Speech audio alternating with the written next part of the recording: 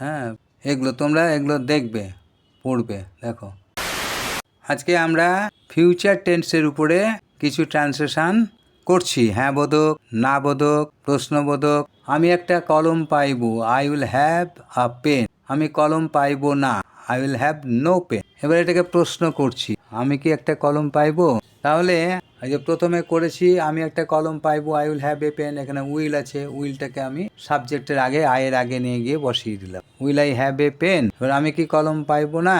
আমি কলম পাইব না, I will have no pen করেছি। এখানে উইল আছে, উইলটা আয়ের আগে নিয়ে গিয়ে বসাচ্ছি। তাহলে কি হলো? Will I have no pen. তুমি একটা পুরস্কার পাবে, you will have a prize. তুমি পুরস্কার পাবে না, you will have no prize. তুমি কি একটা পুরস্কার পাবে?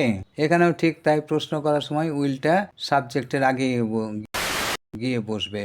তাহলে কি হলো? তুমি কি একটা পুরস্কার পাবে, will you have a prize. তুমি কি একটা পুরস্কার পাবে না, will you have no prize. সে একটা সাইকেল পাবে, he will have a cycle. সে সাইকেল পাবে না, he will have no cycle. সে কি একটা সাইকেল পাবে, উইল হি হ্যাভ এ পেন হয়ে গেল যে, বলে দিব।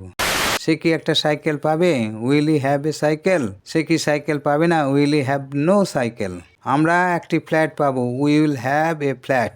আমরা ফ্ল্যাট পাবো না, উইল হ্যাভ নো ফ্ল্যাট। আমরা কি একটা ফ্ল্যাট পাবো, will we have a flat. আমরা কি ফ্ল্যাট পাবো না, will we have no flat.